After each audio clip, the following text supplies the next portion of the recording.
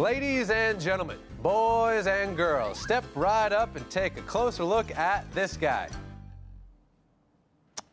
Yeah, I know he doesn't look like much here, but truth be told, back in the day, this gentleman was a giant in the field of entertainment, regarded by all as the greatest showman on earth, whose genius for promoting anything created a foundation for fame rooted in outrageous hoaxes, a literal theater of the absurd, and a big tent extravaganza that redefined the American circus. Meet Phineas Taylor Barnum, or perhaps the more familiar P.T. Barnum. Born in 1810 and raised in Connecticut, the iconic entrepreneur was married at 19. And though smarter than most, he struggled to make ends meet.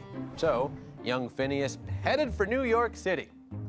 Along the way, he acquired a former slave named Joyce Heth, or as history calls her, Barnum's first main attraction. You see, Joyce was allegedly 161 years old, and according to her new handler, had been nursemaid to George Washington. Yeah, Barnum billed her as the most astonishing curiosity in the world.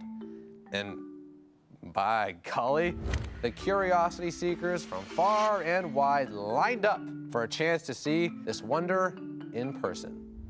So maybe this wasn't Barnum's greatest moment in the spotlight, but it did get his foot in the entertainment door. The experience also taught him a valuable lesson.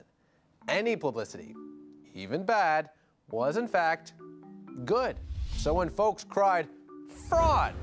the showman simply smiled, collected his money, and said on his way to the bank, "I'd rather be laughed at than not noticed at all."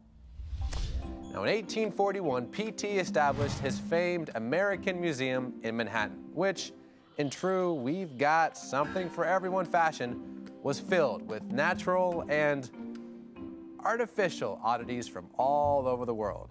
Folks from all walks of life happily paid 25 cents to enter Barnum's Temple of Peculiarities. Most left satisfied, others just kind of scratching their noggin. Barnum eventually took his show across the pond. While in Europe, he decided to shift gears a little bit and showcase legitimate mainstream entertainers, starting with the Swedish opera star Jenny Lind. Now, that was a huge risk for sure, but it paid off handsomely. The show was a smash. Even Barnum's harshest critics were impressed. Despite success with other traditional acts, the showman never lost his love of the curiosities, which led him to, shall we say, expand inventory for his beloved traveling circus. In 1882, he purchased an enormous 7-ton African bush elephant named Jumbo, aka the towering monarch of his mighty race, whose like the world will never see again. Now, Barnum later partnered with rival promoter James Bailey to create the now famous Barnum and Bailey's Greatest Show on Earth. Together, they made a fortune, bringing joy to thousands of children and adults alike in the process. Now, contrary to his early reputation as a huckster, P.T. truly liked and respected people.